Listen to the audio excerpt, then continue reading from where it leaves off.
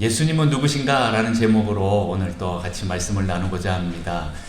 지난 시간까지 나는 누구인가에 대해서, 우리 인간에 대해서 살펴봤고, 그 전에는 하나님은 누구신가에 대해서 살펴봤던 거 여러분 다 기억나시지요? 네, 하나님은 누구시고 또 그 하나님께서 만든 그 인간, 우리는 어떤 사람인지 계속 살펴봤습니다. 우리는 하나님의 형상과 모습으로 창조된 존재인데 그 뱀의 유혹으로 말미암아 우리가 타락하고 그래서 죄를 지었던 존재가 되었습니다. 그래서 다시 말해서 하나님의 관역에서 떠난 존재가 되었다라고 했죠. 스스로 구원할 수 없는, 죽을 수밖에 없는 에노스와 같은 존재가 되었다라고 말씀을 드렸습니다. 이런 죽을 수밖에 없는 죄인된 우리의 이 죄의 문제, 이 문제를 해결하기 위해서, 그리고 또 그 하나님과의 관계를 회복하기 위해서 우리는 하나님을 불러야 한다라고 말씀을 드렸습니다. 지난주에 에노스에 대해서 말씀드리면서 했던 거 기억나시죠? 그리고 하나님이 보내신 유일한 길, 예수 그리스도를 영접해야 한다, 믿어야 한다라고 말씀을 드렸습니다. 하나님께로 가는 길은 예수님밖에 없습니다. 그래서 오늘은 그 예수님은 어떤 분이신지, 또 예수님은 누구시기에 우리의 유일한 구원자가 되시는지 한번 살펴보도록 하겠습니다. 특별히 오늘은 말씀을, 성경 말씀을 통해서 계속 볼 텐데, 실은 주보에 그 말씀을 다 이렇게 좀 친절하게 기입을 하려고 이렇게 하다가 자리가 안 되더라고요. 그래서 이제 9절만 앞에 썼는데, 말씀은 여러분들이 이제 찾아보시고 계속 이제 PPT로 앞을 보시면서 이제 여러분 마음 가운데 잘 새겨 넣으셨으면 좋겠고, 혹시 안 되면 또 집에 가셔서 또 말씀 한번 찾아보시면서 다시 설교를 돌아보셨으면 좋겠습니다. 오늘 이 말씀 가운데 여러분, 이 진리 가운데 여러분의 믿음을 세워나가는 시간 되시기를 축복합니다. 자, 오늘 첫 번째, 예수님은 누구신가의 첫 번째, 누구시지요? 네, 오늘 참 인간이라고 나와 있습니다.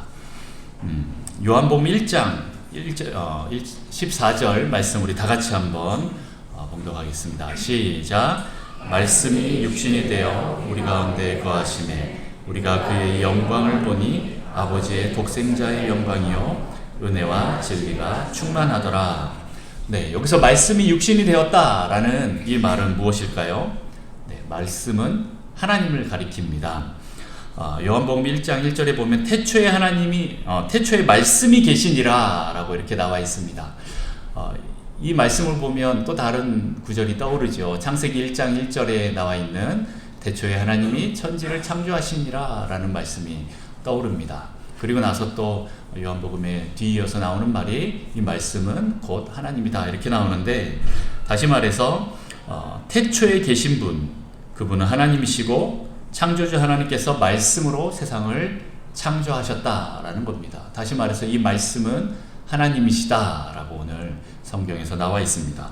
그런데 오늘 이 말씀이 육신이 되었다라고 말하고 있습니다. 하나님이 인간이 되셨다라는 말입니다. 이걸 조금 더 어려운 말로 인카네이션, 성육신이라고 이렇게 말을 합니다. 신이 육신을 입은 그 인간이 되었다라는 그런 말인 거죠. 바로 예수님을 가리킵니다. 예수님을 말하고 있는 것입니다. 예수님도 자신을 인자라고 이렇게 표현하셨습니다. 다시 말해서 사람의 아들이라고도 이렇게 표현하셨습니다. 마태복음 16장 13절, 예수께서 빌립보 가이사랴 지방에 이르러 제자들에게 물어 이르시되 사람들이 인자를 누구라 하느냐 라고 할 때 이 인자가 누굽니까? 예수님 자신을 가리키는 거예요. 사람들이 나를 누구라 하느냐 라고 물어본 거예요. 근데 그것이 바로 인자 이렇게 표현합니다. 나도 사람의 아들이다 라고 이렇게 얘기를 하는 거죠. 하나님이신 그 예수님이 왜 인간이 되셨을까요? 옛날에 어떤 한 부부가 있었습니다. 남편은 그 아내의 등살에 못 이겨서 가정의 평화를 위해서 주일마다 어쩔 수 없이 이제 교회 나가서 일주일에 한 번 딱 예배 드리고 이렇게 돌아오는 그런 사람이었습니다.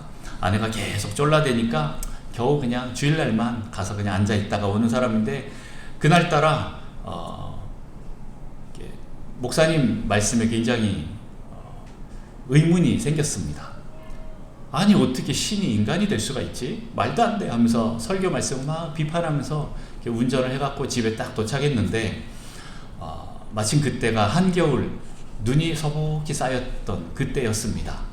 대문을 지나서 마당을 지나서 현관으로 딱 들어가려고 하는데 보니까 참새들이 이렇게 막 옹기종기 많이 모여 있는 거예요. 그런데 보니까 눈이 쫙 내리니까 먹이를 못 찾아서 막 춥고 떨리고 배고픈 그 마음으로 이렇게 막 돌아다니고 있는 걸 본 거예요.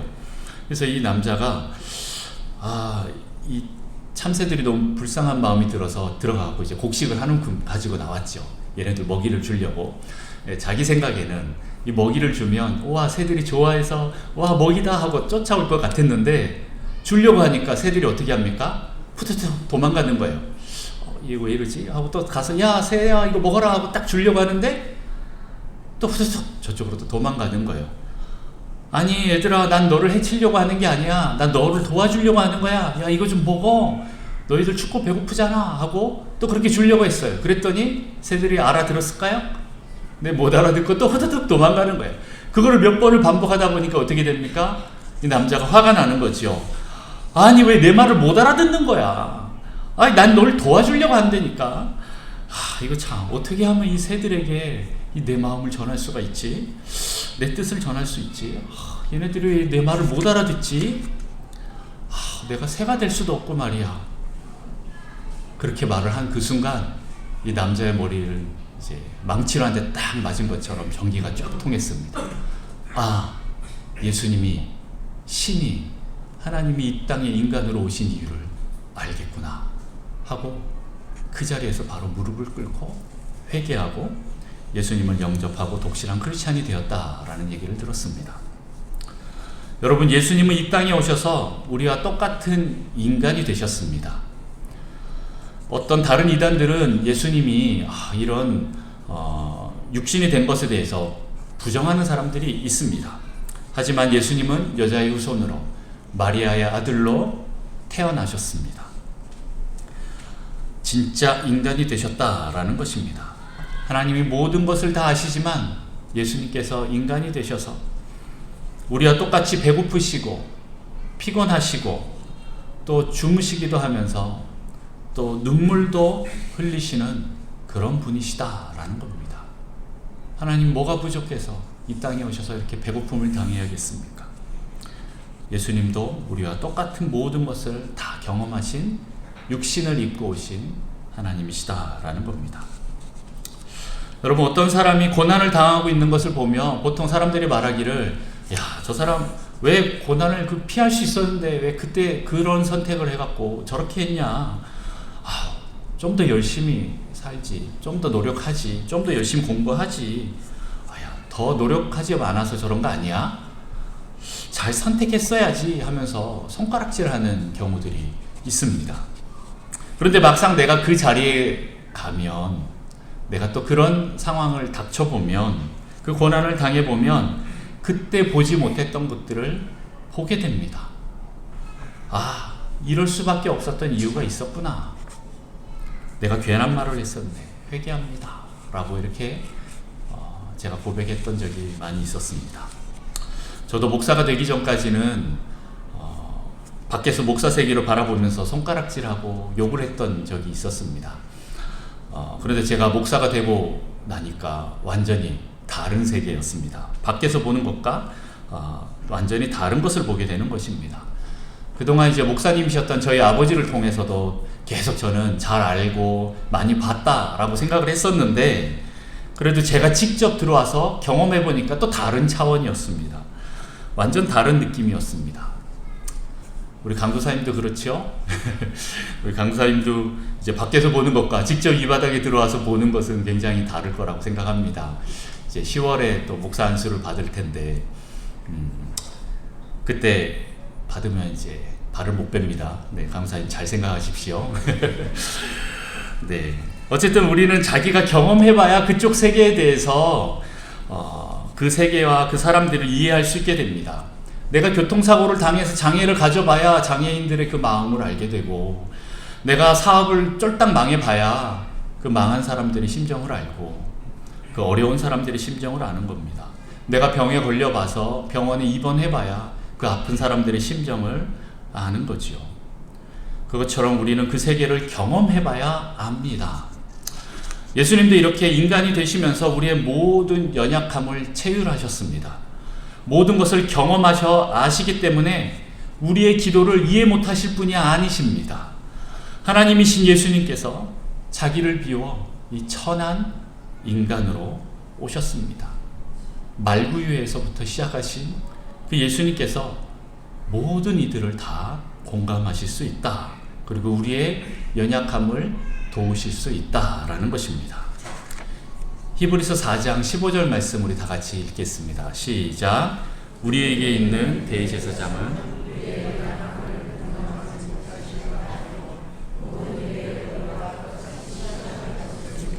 죄는 없으시니라. 아멘. 이렇게 예수님께서는 우리의 모든 것을 다 체휼하신 분이고 똑같이 시험을 받으신 분이십니다. 하지만 죄는 없으십니다. 예수님은 참 인간이십니다. 그런데 어떤 이들은 그냥 인간인 줄 압니다. 그냥 세계에 있는 4대 성인 중에 성자 중에 한 명이겠거니 아니면 그냥 역사적인 인물이겠거니 라고 이해하는데 그렇게 인간 이상은 아니라고 생각하는 사람들도 있다라는 것입니다. 그러나 예수님은 4대 성인이나 그냥 종교를 만든 창시자 이런 수준이 아니라 참 하나님이십니다. 참 인간이시면서 참 하나님이시다라는 겁니다. 그래서 기독교는 종교가 아니라 신앙이다, 진리다, 자유다, 생명이다 이렇게 표현하는 것입니다. 자, 그럼 두 번째, 예수님은 누구십니까? 네, 참 하나님이십니다. 첫 번째, 참 인간이시고 두 번째, 참 하나님이시다라는 겁니다. 요한복음 1장 1절 말씀 다 같이 읽습니다. 시작. 태초에 말씀이 계시니라. 이 말씀이 하나님과 함께 계셨으니 이 말씀은 곧 하나님이시니라. 아멘. 아까 말씀드렸듯이 예수님은 하나님이십니다. 이 세상이 창조될 때부터 함께 하신 분이십니다. 그리고 요한복음 10장 30절 시작. 나와 아버지는 하나이니라 하신대. 네, 성자 예수님과 성부 하나님 하나이십니다. 하나님에 대해서 설명하려면 이제 또 삼위일체에 대해서 또 설명하고 이래야 되는데 나중에 더 이제 자세하게 설명할 때가 있겠지만 결론부터 말하면 우리 인간의 머리로는 삼위일체를 온전하게 이해하기는 쉽지 않습니다. 어쨌든 예수님은 참 인간이시면서 동시에 참 하나님이십니다. 인성도 있으시지만 하나님의 능력과 영원성도 함께 계신 분입니다. 창조에도 함께 하신 분입니다. 이런 부분들을 표현한 말 중에 하나가 하나님의 아들이다 라고 하는 그 말입니다. 아까 전에는 사람의 아들이다 라고 말을 드렸는데 이제는 하나님의 아들이다 라는 표현을 씁니다. 살아계신 하나님의 아들. 우리 마태복음 16장 16절 말씀 다 같이 읽습니다. 시작. 시몬 베드로가 대답하여 이르되 주는 그리스도시요 살아계신 하나님의 아들이시니이다. 아멘. 네. 오늘 본문처럼 예수님께서 제자들에게 너희는 나를 누구라 하느냐 라고 물었을 때 베드로가 주는 그리스도시요 살아계신 하나님의 아들이십니다 라고 정확하게 고백합니다. 그러니 예수님께서 베드로에게 이것을 알게 하신 분이 하늘에 계신 내 아버지라 라고 이렇게 얘기를 하죠. 예수님도 베드로도 예수님은 곧 하나님의 아들이시다 라고 이렇게 고백하고 있습니다. 그뿐입니까? 마가복음 15장 39절 말씀 우리 또 다 같이 함께 읽겠습니다. 시작. 예수를 향하여 섰던 백부장이 그렇게 숨지심을 보고 이르되 이 사람은 진실로 하나님의 아들이었도다 하더라. 네, 예수님을 십자가에 못 박던 로마의 그 백부장도 고백하기로 뭐라고 합니까? 예수님 보면서 하나님의 아들이었다라고 고백합니다. 지금 유대인들은 예수님을 신성모독죄로 완전히 이제 죽여버리려고 죽이고 있죠. 그런데 옆에서 로마 군인이 그걸 보면서 이 모든 걸 보고 난 결론이 뭐예요? 이 사람은 하나님의 아들이다 라고 고백하고 있습니다. 여러분, 그 개의 아들은 우리 뭐라고 하죠? 네. 사람의 아들은, 자식은 이제 문법상 이제 자식이라고 표현하고, 동물의 자식은 자식이라고 표현하지 않고 이제 새끼라고 합니다. 이제 제가 문법에 맞춰서 얘기합니다. 자, 개의 자식은 뭐죠? 네, 개새끼입니다. 네, 참새새끼는 참새새끼입니다. 그러면 사람의 자식은 언제나 사람입니다. 이해가 되시죠? 물론 가끔 사람 짓을 안 하는 사람들에게 대해서는 이제 그 부모를 이제 좀 바꿔서 얘기하지요. 동물, 이제 오늘 말했던 이제 멍멍이로 이제 이름을 좀 부모를 바꿔서 야, 너 누구 자식이냐 이렇게 얘기를 하는데, 어쨌든 우리 사람의 자식은 언제나 사람인 것처럼 하나님의 아들은 뭡니까? 어렵습니까? 네, 하나님의 아들은 뭐지요? 하나님이십니다. 할렐루야. 네, 반대로 하나님의 아들이 하나님이 아닌 것은 어떻습니까? 네, 그게 말이 안 되는 거죠. 그게 더 이상합니다. 하나님의 아들이 하나님이 아니라면 그게 더 안 된다, 말이 안 된다라는 겁니다. 예수님은 하나님의 아들이기에 성부의 하나님의 그 속성과 품성과 권능을 그대로 갖고 계신 분이십니다. 그런 하나님이시다라는 거죠. 그런데 이러한 모든 것이 참 인간이시면서 참 하나님이신 특성이 우리를 구원하시기 위해 오신 구원자가 되기 위한 자격을 갖추기 위한 것입니다. 하나님과 인간 사이에 중보가 한 명이 있는데, 중보자 한 명이 있는데 누구입니까? 바로 예수님이십니다. 예수님은 신이시기 때문에 하나님 편에 있을 수도 있지만 동시에 참 인간이시기 때문에 인간 편에도 있을 수 있는 분입니다. 그래서 중간에서 중보하실 수 있다라는 거죠. 또한 죄는 없으시기에 구원자로서 대속물로서 자격도 충분하시다라는 겁니다. 이렇게 참 인간이시면서 참 하나님이신 예수님은 세 번째 구원자가 되십니다. 자, 세 번째 예수님은 누구십니까? 구원자, 그리스도다라는 겁니다. 이 그리스도다라는 거죠. 마태복음 1장 16절 말씀 다 같이 함께 봉독합니다. 야곱은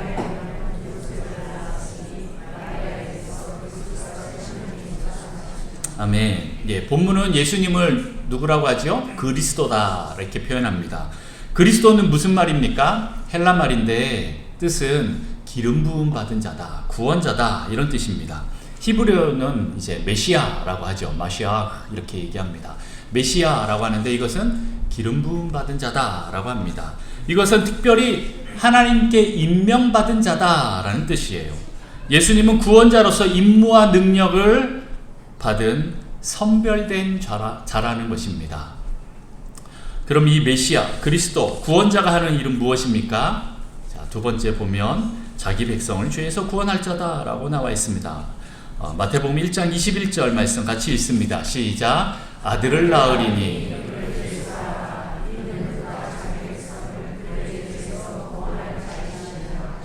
아멘. 네, 예수님은 인간을 죄에서 구원하시기 위해 오셨다라는 겁니다. 타인을 위해서 자신의 목숨을 버리신 분은 예수님밖에 없습니다. 다른 어떤 종교도 창시자가 내가 너의 죄를 위해서 내가 죽어줄게, 대신 죽을게 라고 하는 종교는 없습니다. 그래서 다른 종교는 죄에 대해서 도덕적인 수준으로밖에 얘기하지 않습니다.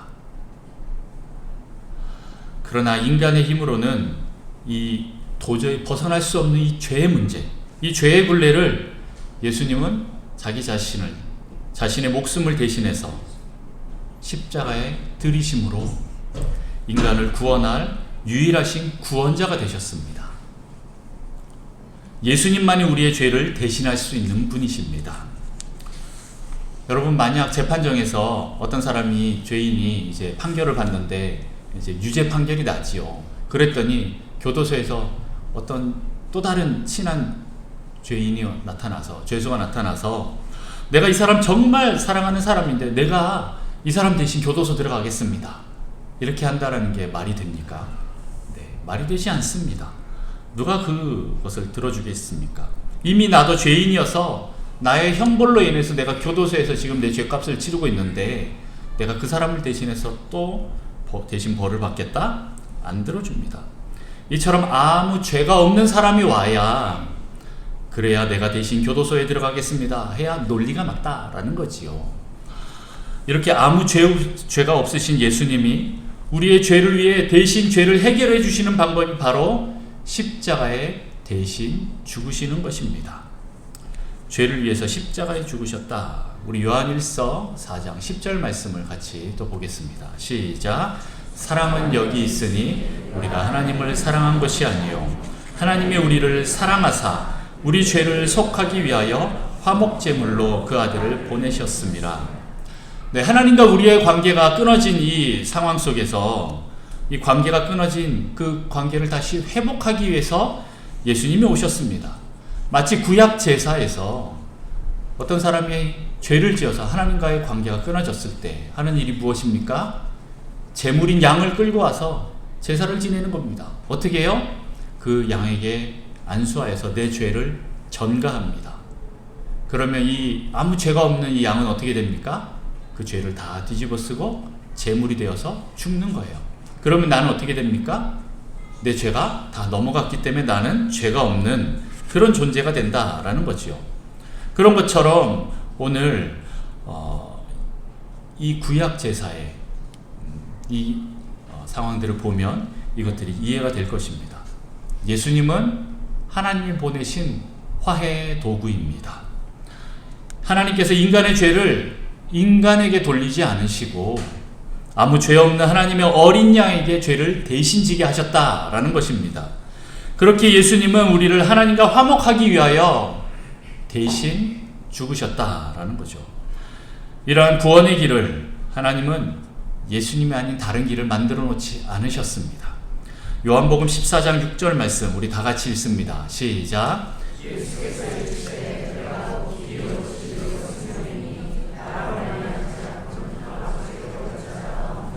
사도행전 4장 12절 말씀도 같이 읽겠습니다. 시작. 다른 이로서는 구원을 받을 수 없나니 천하 사람 중에 구원을 받을 만한 다른 이름을 우리에게 주신 일이 없음이라 하였더라. 아멘. 예수님만이 우리의 유일한 구원의 길이십니다. 하나님 아버지와 화해하고 가까이 갈 수 있는 길이 예수님밖에 없다라는 거지요. 다른 어떤 사람이 와서 내가 대신 하겠습니다. 네, 요건에 충족하지 않습니다. 어떠한 사람도 전 인류를 대신해서 대신 죽을 만큼 하나님 앞에 그렇게 죽을 만한 어린 양이 될 그런 제물이 될 사람이 없다라는 겁니다. 오직 예수님밖에 없기 때문에 예수님이 친히 이 땅에 오셔서 우리를 위하여 죄를 지시고 대신 죽으셨다라는 겁니다. 이런 예수님이 우리를 위하여 십자가에 죽으셨다가 장사된 지 며칠 만에요? 3일 만에 부활하셨습니다. 할렐루야. 자, 네 번째, 예수님은 어떤 분이십니까? 부활자라는 것입니다. 부활자이십니다. 요한복음 11장 25절 26절 우리 다 같이 읽겠습니다. 시작. 예수께서 이르시되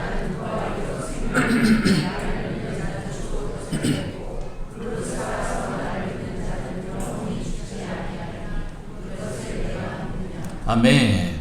네, 예수님은 우리 죄값을 위해서 십자가에 돌아가신 것으로 끝이 아니었습니다. 오히려 새로운 시작이 되었습니다. 돌아가신 지 3일 만에 부활했다. 이건 어떤 의미가 있을까요? 그것은 바로 죽음, 사망을 이기셨다라는 말입니다.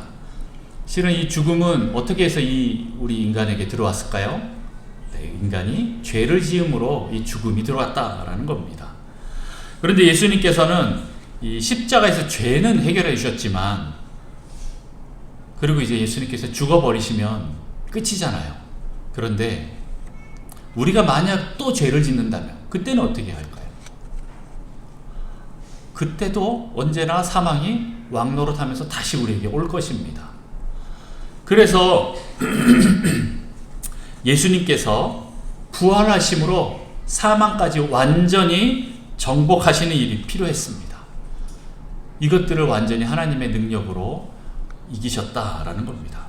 죄를 해결하신 뿐만 아니라 부활하셔서 지금도 살아계시기 때문에, 예수님께서 부활하셔서 지금 어떻게 계십니까? 살아계신다라는 거죠. 지금도 살아계시기 때문에 이 대속의 사건이 일회성이 아니라 영원성으로 바뀌었다라는 겁니다. 영원까지 가게 되었다라는 거죠. 예수님은 우리의 죄 때문에 사망하셨지만, 그래서 사단 왕국에서 마지막 보루로 여겼던 이 사단이라는 이 사망이라는 이 사망이 자기가 이긴 줄 알고 좋아했지만 하나님의 그 성경의 예언대로, 하나님의 약속대로, 또 하나님의 능력으로 예수님이 다시 살아나셨습니다. 한 번으로 예수님을 끝내버린 줄 알았는데 부활하셨기 때문에 이제는 영원히 죽지 않으시고 살아계시면서 우리를 위해서 구속하시고 중보하시는 일이 일어났다라는 겁니다. 즉 부활하셔서 사망을 이기셨기 때문에 사망은 우리에게 영원히 힘을 발휘할 수 없게 되었다라는 거죠. 다른 종교들은 그 창시자들의 무덤이 있습니다. 이슬람 마호멧의 무덤이 어디에 있습니까? 메카에 있습니다. 유교를 창시한 공자의 무덤은 중국 어딘가에 있겠죠. 불교를 창시한 부다는 그 무덤은 없지만 다 화장해서 그 사리를 전 세계에 다 나눠 갖고 있습니다. 우리나라도 그 사리를 갖고 있는 곳이 있죠. 그렇게 그 종교의 창시자들의 무덤들이 다 있고 그것을 굉장히 치장하고 잘 꾸며놨습니다. 그리고 신성시합니다. 이슬람 사람들은, 무슬림들은 지금도 평생에 한 번은 거기를 갔다 와야 되는 그런 의무가 있습니다. 그러나 기독교만은 예수님의 무덤이 비어 있습니다. 이것이 다른 것과 가장 큰 차이 중에 하나입니다. 예수님은 사망을 이기심으로 부활의 첫 열매가 되셨습니다. 예수님이 살아나셨기에 우리 모든 성도들, 예수님을 믿는 모든 자들에게 부활의 소망이 되셨다라는 겁니다. 우리 안에 소망이 생기게 되었습니다. 우리 육신은 죽지만 우리는 영원히 다시 살아날 것을 믿는 그 소망이 생겼다라는 겁니다. 그래서 고린도전서 15장 20절 말씀을 같이 또 보겠습니다. 시작. 그러나 이제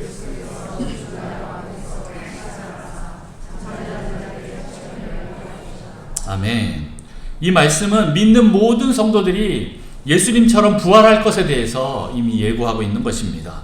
예수님이 이렇게 부활하신 것처럼 우리들도 예수님을 따라서 부활할 것입니다. 그리고 영원한 구원이 될 것입니다. 일회성이 아닌 영원한 사건이 되었고 우리도 영생할 것을 말하고 있습니다. 우리가 2000년 전에 이미 죽은 그 예수님의 말씀을 왜 우리가 순종하고 따라야 됩니까? 왜 그 말씀을, 예수님의 말씀을 믿어야 합니까? 그 예수님이 한번 죽었지만 다시 살아나셔서 지금도 살아계시기 때문에 그 말씀이 유효하기 때문에 그렇습니다. 보통 사람의 말은 사람이 살아있을 때 많이 유효합니다. 왕들이 뭐라고 이렇게 명령을 했어도 왕이 살아있을 때 되지 다른 왕이 올라가면 그 왕의 말을 뒤집어 버리면 끝입니다. 그런데 예수님은 그렇게 죽지 않고 지금도 살아계시기 때문에 그 말씀이 여전히 유효하고 능력이 있다라는 것입니다. 지금도 살아계신 예수님의 말씀이 지금도 살아서 역사하기 때문에 그렇다라는 거죠. 그리고 예수님은 그렇게 부활하시고 나서 어떻게 하셨습니까? 승천하셔서 하나님 우편에 계시면서 그 다음 어떻게 하죠? 다시 오실 것이다 라는 겁니다. 우리 데살로니가 전서 1장 10절 말씀 같이 또 봉독합니다. 시작.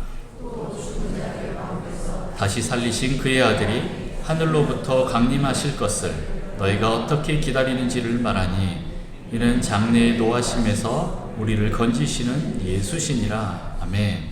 심판을 위해서 다시 오실 것이다 라고 성경은 말하고 있습니다. 우리는 이것을 재림이다 라고 말합니다. 이것이 바로 하나님의 공의입니다. 십자가 사건을 통하여 하나님의 사랑을 드러내셨을 뿐만 아니라 이 사랑이신 예수님을 믿는 자들을 심판 때에 건지실 것입니다. 이렇게 하나님의 공의를 이루실 것입니다. 우리는 예수님께서 다시 오실 것에 대해서 기대해야 합니다. 종말이 온다고 하면 많은 분들은 두려워하고 겁을 냅니다. 예수님이 재림하신다, 다시 오신다 그러면 좀 천천히 왔으면 좋겠고 내 때에는 안 왔으면 좋겠고 솔직한 심정이죠. 그런 생각 혹시 들은 적 없습니까? 그러나 정말 예수님을 사랑하는 사람들이라면 이 세상에 뿌리를 내리지 않고 하늘을 바라보는 자들이라면 아멘 주 예수여 어서 오시옵소서 라고 하면서 우리는 기쁨으로 주를 맞을 것입니다. 여러분, 예수님은 여러분에게 어떤 존재입니까? 여러분의 죄를 회개하고 예수님을 구원자로 받아들이십시오. 여러분의 행위로 죄를 없이 하거나 하나님과의 관계를 해결할 수 있습니까? 우리의 힘으로는 할 수 없습니다. 여러분, 죄를 회개하고 예수님을 믿음으로 구원받으십시오. 이것은 행위가 아닙니다. 믿음으로 나아가야 합니다. 여러분의 행위가 아닌 믿음으로 예수님께 나아가셔야 됩니다. 로마서 3장 28절, 그러므로 사람이 의롭다 하심을 얻는 것은 율법의 행위에 있지 않고 믿음으로 되는 줄 우리가 인정하노라.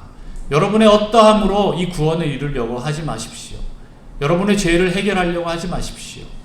되지 않습니다. 오직 믿음으로 가능하다라는 겁니다. 로마서 1장 17절 말씀 우리 다 같이 읽습니다. 시작.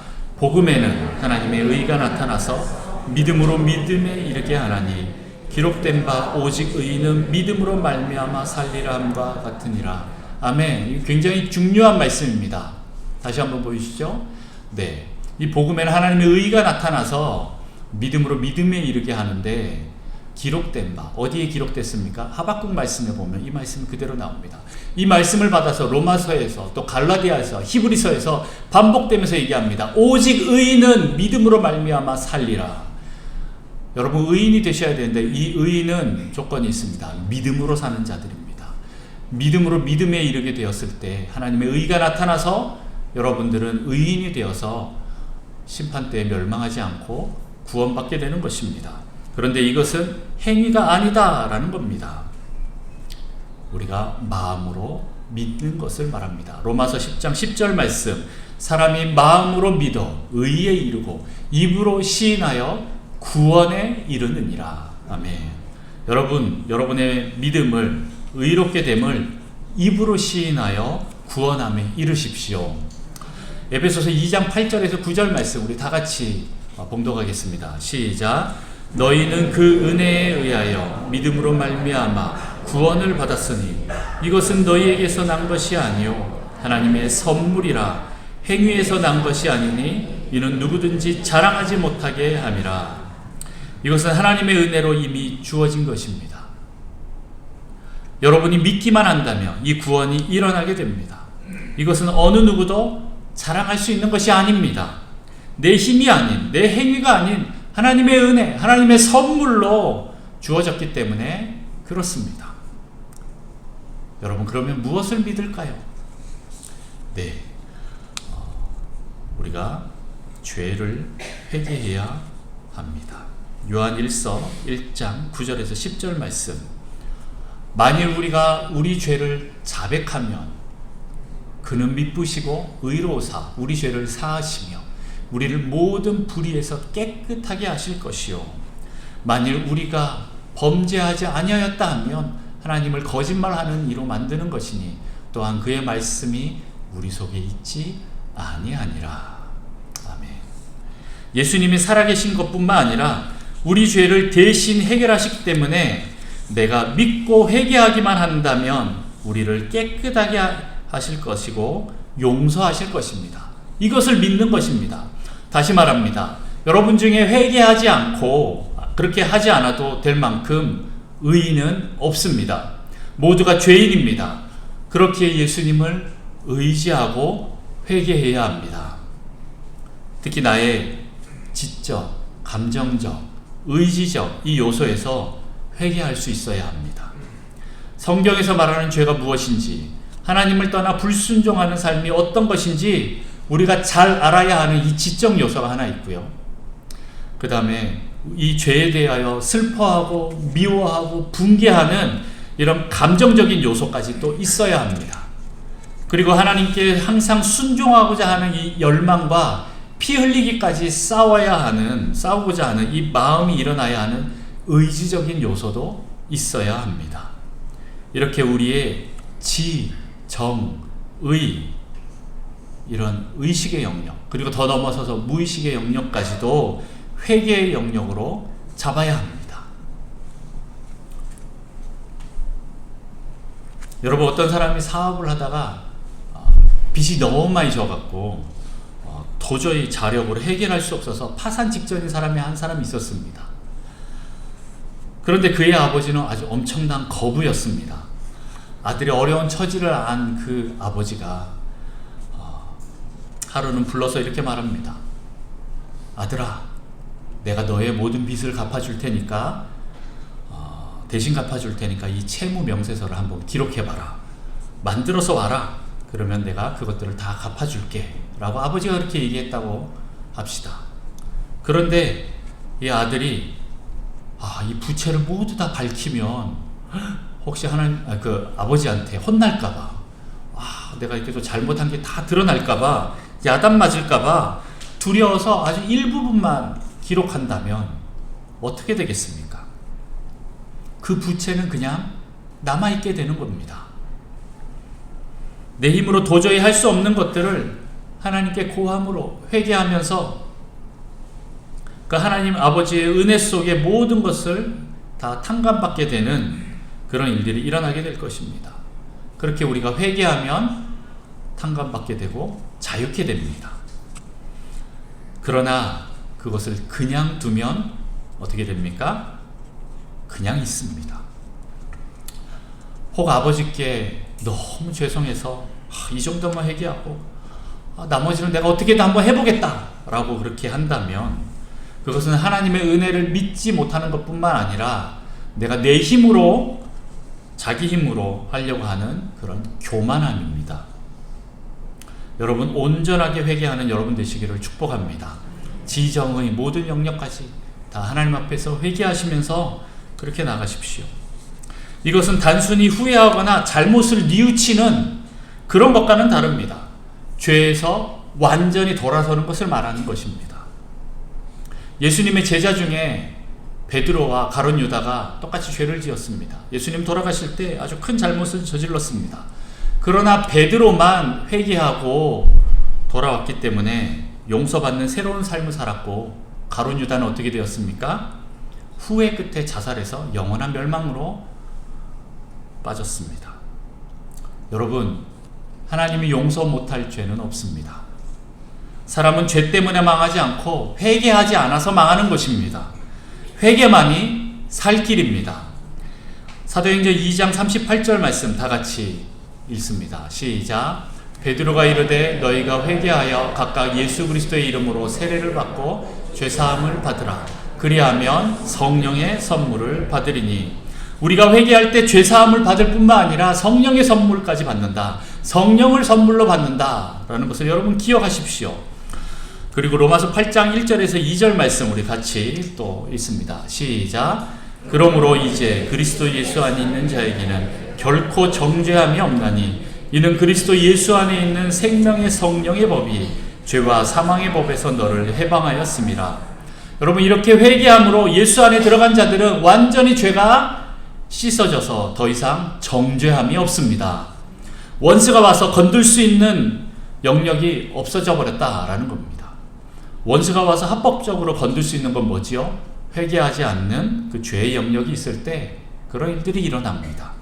그러나 온전히 회개한 자들에게는 더 이상 사망의 법이 우리에게 왕노릇하지 않을 것입니다. 여러분, 회개하시고 예수님을 영접하십시오. 그러면 여러분은 하나님의 자녀가 되는 그 권세를 누리게 됩니다. 요한복음 1장 12절 말씀 같이 읽습니다. 시작. 영접하는 자 곧 하나님의 자녀가 되는 권세를 주셨으니. 아멘. 요한복음 3장 16절 말씀도 같이 읽겠습니다. 시작. 하나님이 세상에 독생자를 주셨으니 이는 그를 믿는 자마다 멸망하지 않고 영생을 얻게 하려 하심이라. 이 모든 것은 하나님께서 우리를 사랑하시기 때문에 독생자이신 예수님을 보내주시면서 일어나는 구원의 역사입니다. 예수님을 믿는 자들에게는 영생이 기다리고 있습니다. 영원토록 하나님과 기쁨의 삶을 누릴 것입니다. 그 맡은 성경 구절 다 읽었는데 많이 길었나요? 아니죠. 이 말씀이 여러분 가운데, 마음 가운데 다가오십니까? 다른 종교들은 우리 기독교와 다릅니다. 무엇이 다릅니까? 타 종교는 doing에 포커스가 있습니다. 해라, 하라, 하지 마라, 이런 doing에 초점이 맞춰져 있습니다. 열심히 선을 행하면 네가 구원을 얻을 것이다, 이렇게 말하고 있는 것입니다. 그러나 기독교만은 오직 done, 이루어졌다라는 것입니다. 이걸 잘 기억하셔야 됩니다. 예수님이 모든 것을 이루었기 때문에 우리는 선을 행할 수 있는 것입니다. 선을 행해야 구원을 받는 것이 아니라 이미 우리는 구원의 길이 열렸고 구원받았기 때문에 우리가 선을 행하는 것입니다.